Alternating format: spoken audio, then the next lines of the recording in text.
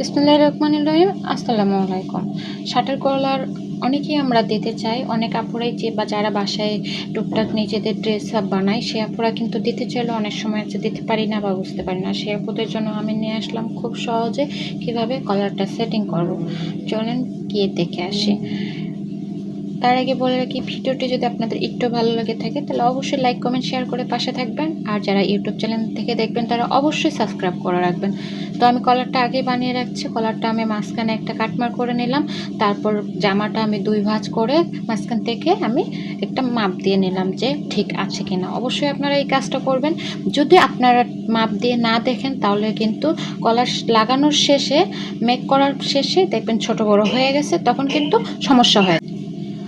তারপর এই যে দেখুন আমি মিলিয়ে আপনারা চেষ্টা করুন অবশ্যই মিলিয়ে সমানভাবে কাপড়টাকে ধরে তারপর সেটিং করার জন্য। আপনারা যদি কোনোভাবে একটু কোনো জায়গায় টান দেন বা কোনো জায়গায় লুজ দেন তাহলে কিন্তু আপনার গলা লাগানোটা সুন্দর হবে না। এবং যে কোনো গলায় আপনি লাগান না, অবশ্যই নর্মালি ধরে তারপর লাগানোর ট্রাই করবেন।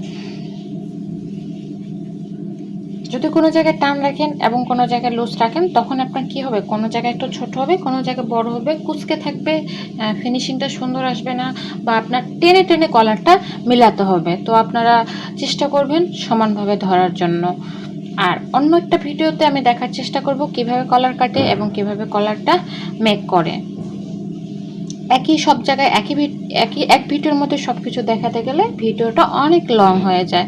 তার জন্য আমি আজ এটা দেখালাম। ইনশাল্লাহ পরবর্তীতে ভিডিওতে আমি মেক করা দেখাবো, কলার কাটিং এবং মেক করা।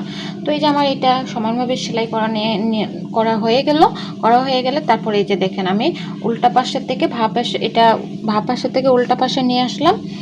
যখন আমি এটা উল্টাবো, মানে জামাটা যখন আমি ঠিক করব, তখন যখন কলারটা ভাঙবো তখন কিন্তু অটোমেটিকলি ঠিক হয়ে আসবে। তো এই জায়গাটাও আপনারা সেলাই করার সময় একটু সাবধানে সেলাই করবেন। দেখবেন সেলাই যেন কোথাও পড়ে না যায় এবং কোথাও কুচকায় না থাকে, কোথাও যেন লুজ টান না থাকে। আপনারা অবশ্যই চেষ্টা করবেন। বারবার বলছি, আপনি যদি কলারটা নর্মালি প্রথম থেকে ধরে রাখেন ইনশাল্লাহ আপনার কলার লাগানো একদম পারফেক্ট হয়ে যাবে। তো আমার এটাও সেটিং করা হয়ে গেল। তো দেখেন একদম খুব সুন্দরভাবে সেটিং করা হয়ে গেছে। এখন দেখেন এটা কিন্তু উল্টা পাশে আছে, কলারের যে ফিনিশিংটা সেটা কিন্তু উল্টা পাশে আছে। এখন দেখবেন আমি জামাটা উল্টাবো, উল্টানোর পর দেখবেন কলারটা ভাঙার পর কি সুন্দরভাবে সেটিং হয়ে গেছে এবং কলারের যে পেস্টিংটা বসাইছি সেই সাইডটাও ভা দিকে চলে আসছে। তো এর জন্যই বেসিক্যালি যে কলারটা আমরা ভাঙি, যার কারণে ভা দিক থেকে উল্টা দিকে কলারটা সেটিং করি, যখন আমরা কলারটা ভাঙি তখন এটা ভা দিকে চলে আসে।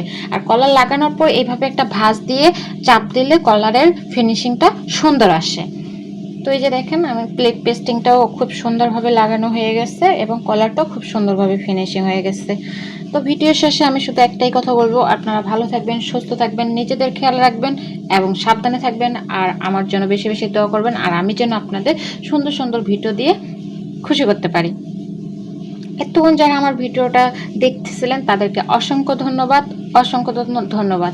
সাথে থাকবেন আমার, ভালো থাকবেন। ধন্যবাদ। আসসালামু আলাইকুম।